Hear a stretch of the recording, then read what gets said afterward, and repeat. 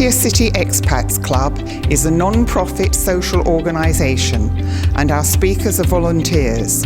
The club as such assumes no responsibility or liability for the professional reputation of or the quality of services provided by the speaker today.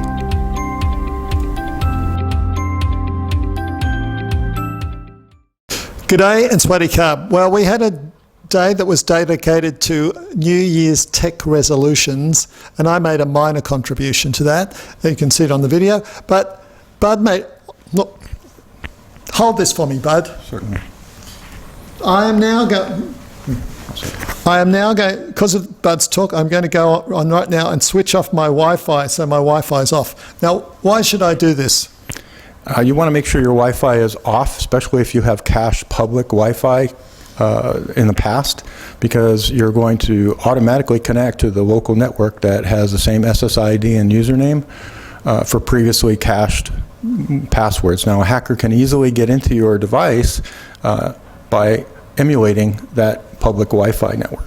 Yeah, with fake websites and stuff like that. Fake websites, several other ways. Once they have access, or you're on the same local network, they can sniff your traffic, they can do a man-in-the-middle attack, they can clone websites so you believe you're going to your website when actually you're logging into their services, which steals your password. So you think a public Wi-Fi is like, oh, well, this is cool, free Wi-Fi, but really you're better off to have a data plan and never use, public Wi-Fi, really.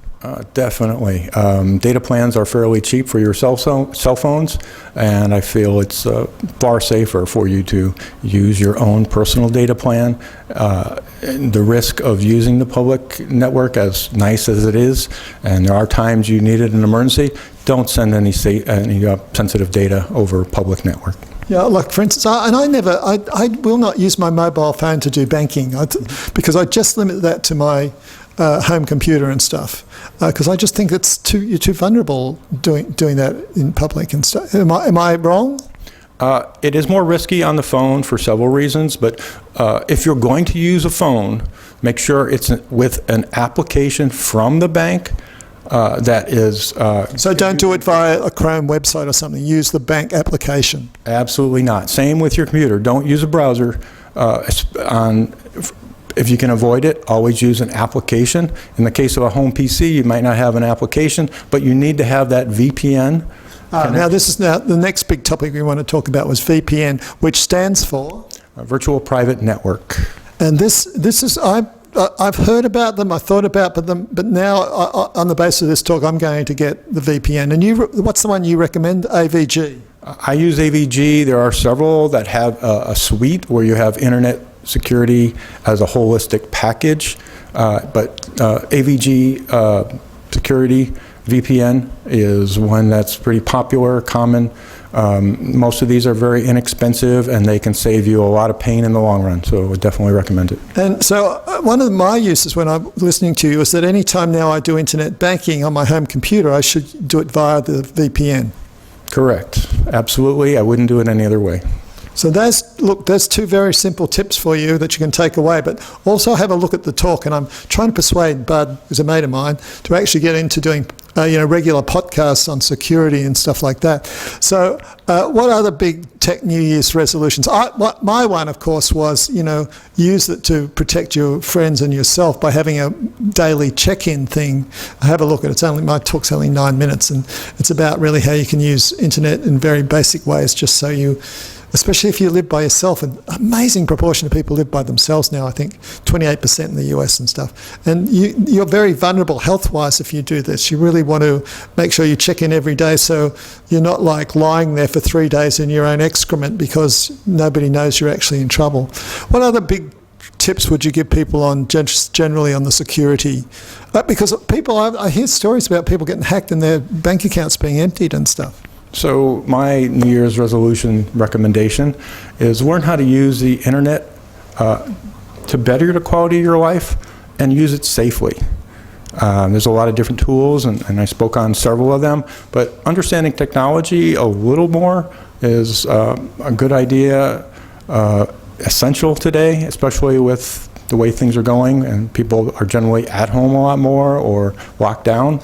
Also, I heard about something interesting, and you get into all these passwords that you must combine number and letters and characters and stuff, but it's really the length of the password makes it more secure. It doesn't matter about the mixture of things. That's what another internet guy told me. Is that true? Well, having letters, characters, numbers, capitals, smalls, the combination of all of them makes it more secure, but it's just as important to have a long password.